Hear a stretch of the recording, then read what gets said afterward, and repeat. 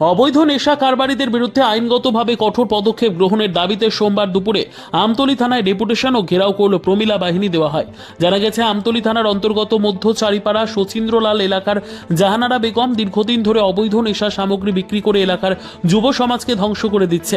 দীর্ঘদিন ধরে স্থানীয় এলাকাবাসীরা এই নেশা ব্যবসা বন্ধ করতে জাহানারা বেগমকে বাধা দিয়ে আসছিল, কিন্তু এলাকাবাসীর কথা কোনোভাবে শুনছিল না নেশা কারবারি জাহানারা বেগম। অবশেষে সোমবার দুপুরের মধ্য চারিপাড়া শচীন্দ্রলাল এলাকার মহিলারা একত্রিত হয়ে আমতলী থানায় ডেপুটেশন ও ঘেরাও করে। এই ডেপুটেশনের মাধ্যমে এলাকার মহিলারা জাহানারা বেগমের দীর্ঘদিনের পুরনো নেশা বন্ধ করতে আইনগত পদক্ষেপ গ্রহণ করার দাবি জানিয়ে পরিবার থেকে এলাকা থেকে উচ্ছেদ করার ব্যবস্থা গ্রহণ করতে প্রশাসনের কাছে আর্জি রাখেন। আমরা কালকা অভিযোগ এই ছেলেটা আরেকবারের কুড়াল বিক্রি করে আইনা চুরি করে আইনা কট্টা খাইছে। কুড়ালের যখন কুচ হয়েছে তখন এই ছেলেটা ধরছে পরে ছেলেটারে জিজ্ঞাসা কুড়াল রান্না কিতা করছ, কইছে 200 টাকা বিক্রি করে দিচ্ছে। তুই বিক্রি করে কি করছ? তুই কইছে কট্টা খাইছে। হ্যাঁ, বাপন মিয়া। তাহলে বাপন মিয়া কুড়ালটা বিক্রি করছে, বিক্রি করে সেরা কট্টা কিনা খাইছে। তখন হেরা যখন সবাই মাছ ধরে লাগে ধরছে পরে কইছে আমি কট্টা খাই লেছি। কাটতে কিনছ? জাহানারাতে কিনছি। জাহানারা দোকানে ফোন করে কয়ে দিছে জাহানার বাইর বউ নাসিমা খাতুন কট্টা দিয়া দিচ্ছে।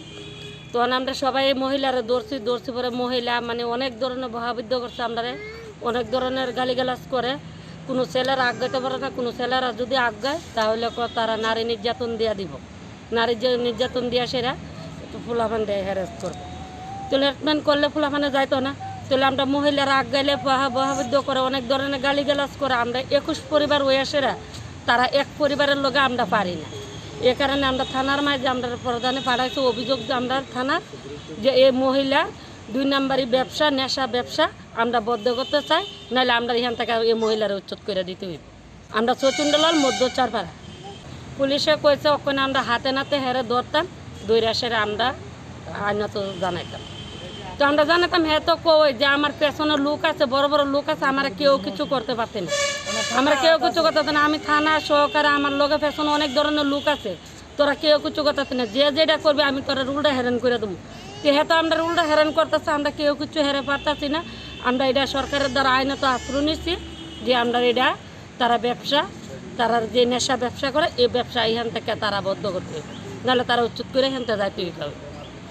আমরা ছেলে মেয়ে মুনি দিয়ে সেটা অনেক কষ্ট করে লেখাপড়া করাইতেছি, পালতাছি। কট্টা বিক্রি করে এই নেশা বিক্রি করবো, এই নেশা বিক্রি করবো করে আমরা ফুলাবান অনেক খারাপ করতেছি।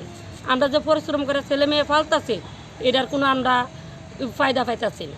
কেন তারা খারাপ বানাই লাইতেছে, কট্টা বেচতেছে, এই বেচতেছে সেই বেচতেছে, এই বিক্রি তারা বদ্ধ করছে। নিজস্ব প্রতিনিধির রিপোর্ট, দুরন্ত টিভি।